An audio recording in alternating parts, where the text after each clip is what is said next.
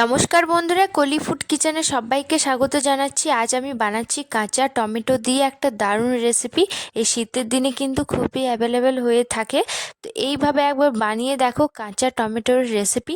সর্ষে বাটা দিয়ে ভীষণ ভালো লাগে খেতে। তো চলো রেসিপিটা শেয়ার করে যাক। তার জন্য টমেটোগুলো ভালোভাবে ধুয়ে নেওয়ার পর এখানে আমি কেটে নেব, ছোট ছোট সাইজের কেটে নেব, যাতে সেদ্ধটা ভালোভাবে হয়ে যাক। কাঁচা যেহেতু না, সেদ্ধটা একটু দেরিতে হবে। টমেটোর যে মাঝখানটা, এই কোনটা, সেটা কিন্তু বাদ দিয়ে দেবো। আমি কোনো দিনও এইভাবে খাই না। এই জিনিসটা আপনারা অবশ্যই বাদ দিয়ে দিও, ভালো লাগে না মানে রান্না হয়ে যাওয়ার পর। তো সব টমেটোগুলো এইভাবে আমি কেটে নেব। এই টমেটোটা হালকা পাকা হয়ে গেছে, তো আমি পাকার দিক সাইডটা নেব না, কাঁচাটা নিয়ে নেব। আমার চ্যানেলে এই কাঁচা টমেটোর রেসিপি কিন্তু একদমই আপলোড নাই। আমি ফার্স্টবার এটা বানিয়েছি আর প্রেমে পড়ে গেছি। আর এই রেসিপিটা গরম ভাত দিয়ে বলো, রুটি দিয়ে বলো, লুচি দিয়ে বলো, সবটার সাথে কিন্তু দারুণ লাগে। তো আজ আমি দেখাবো গরম গরম ভাত দিয়ে, এটা একদম টেস্ট করে দেখাবো যে কেমন হয়েছে আর কি।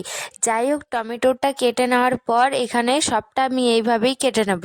এবার কাঁচা টমেটোর মধ্যে আমি দিচ্ছি হলুদ গুঁড়ো আর জিরে, শুকনো লঙ্কা, সেটা আগে থেকে আমি ভেজে নিয়েছি, সেটা গুঁড়ো করে রাখা হয়েছিল, সেটা এবার 2 চামচ দিয়ে দেব।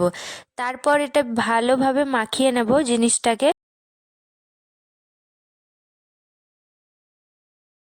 এবার কড়াইয়ে দিয়ে দেবো সর্ষের তেল। এটা কিন্তু সাদা তেলে একদম রেসিপিটা ভালো হবে না, চেষ্টা করবেন সর্ষের তেলে রান্না করার।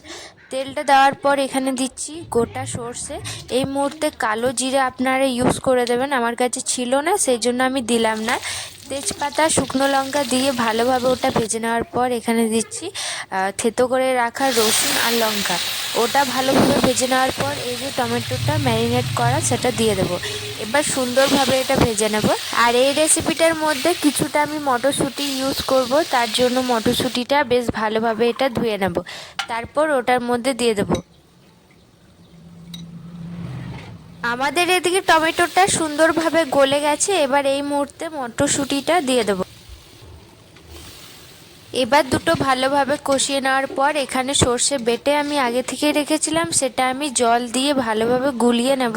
এর যে ছালটা থাকে মানে খোসাগুলো, সেটা কিন্তু একদমই লাগবে না, আর সেটা না খাওয়াও কিন্তু ঠিক না। সেই জন্য আমি এটা ছেঁকে দিয়ে দিলাম পুরো রসটা।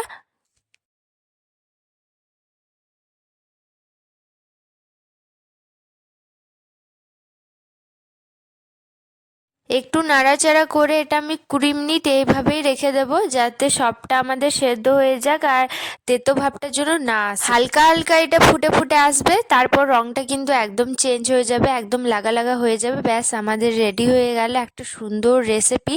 তারপর সামান্য লবণ দিয়ে দেবো লাস্টে। এবার ওপর থেকে দিয়ে দেবো ভাজা জিরে, শুকনো লঙ্কা গুঁড়ো করে রাখা, সেটা ছড়িয়ে দেবো। এবার আমাদের রেডি হয়ে গেল একটা কাঁচা টমেটোর রেসিপি। এটা কিন্তু খুবই ভালো লাগে এই ভাতের সাথে, মানে গরম ভাতের সাথে খুবই ভালো লাগে। আপনারা বানিয়ে দেখো। Bye, Radhe Radhe. Like share করো, বাই।